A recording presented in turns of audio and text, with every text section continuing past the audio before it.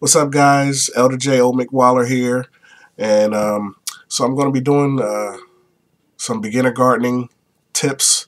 I've done this before, but my videos are about 4 or 5 years old, so I'm basically going to be updating them, refreshing them. There's going to be some more information in these videos from, over time, what I've learned, the more knowledge that I've acquired over my gardening time. So, you guys, I may say some things that you've heard from me before, but I'm going to try to add some more information to it, all right? So, you guys, if you've been following me at all, one of the first tips when somebody says, can you give me a gardening tip? The very first thing that I tell people to do is start early. And when I say that, so let me give you an example. This, for me right now, it's actually February, Black History Month, and I'm already contemplating my garden. Now, even though outside today actually is the for 2016, well, the summer of, the winter of 2015, 2016, this is actually the coldest day of this winter so far, and I'm sitting here thinking about a garden. So obviously I'm not going outside and planting anything around now, but why I tell people to start early is because there is no building that's built without the designs first being laid out, the plans being laid out. So especially for those first time gardeners, you need to have a plan. And starting early allows you to have the plan.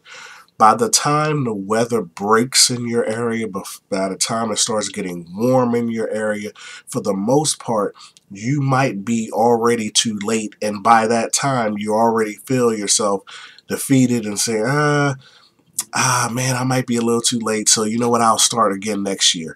And guess what? Next year comes and it doesn't happen. Next year comes, it doesn't happen. So you want to start early.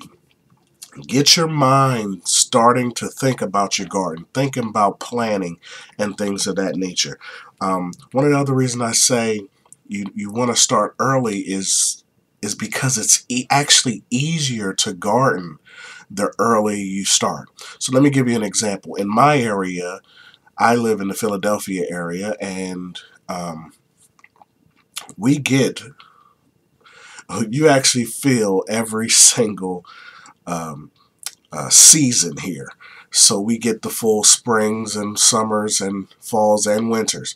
So there's definitely, you feel the climate change. So when we start in the spring, we get the rains. We get the temperatures that are, that perfect temperature where it's not too hot and not too cold. We get that. Now, when I start my garden in the spring, the rain comes and waters my garden. I very rarely water my garden in the springtime. So it's low maintenance for me. You don't run into all those bugs and insects that like to come out and eat your garden. They're not fully awakened yet, so you have less pest problems.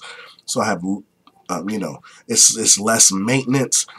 It's not too hot. You're out there like, oh my God, the sun is blazing and I'm out here trying to work in the garden. You don't get that because the temperatures are perfect. It's just easier for you to start early, get the easy stuff down, and then by the time the summertime rolls in and it's 95 degrees outside, you're already into the gardening. You're already into putting your hands in the dirt. You're already into doing things, and so you're going to continue. If you had to start when it was just brutal, it's hot, as soon as you plant something, it's eaten up by some insects or something like that, it's going to get you defeated. So the earlier you start, the easier it actually is for you to actually get out there.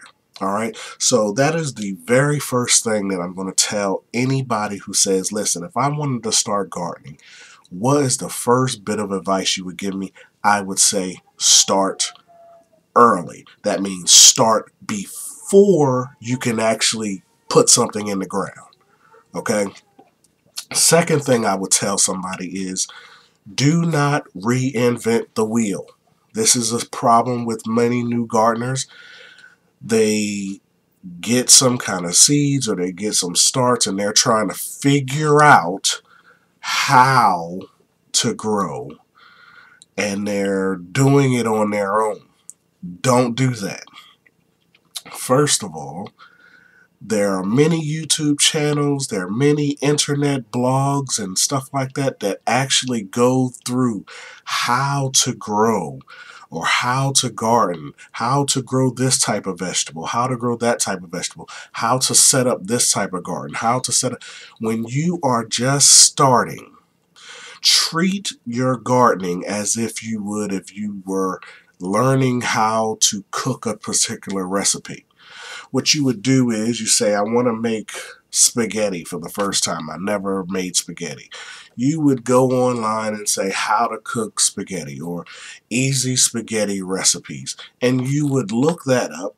You'll find out what they use, what kind of seasonings they use for their sauce and how long to cook the pasta and everything like that.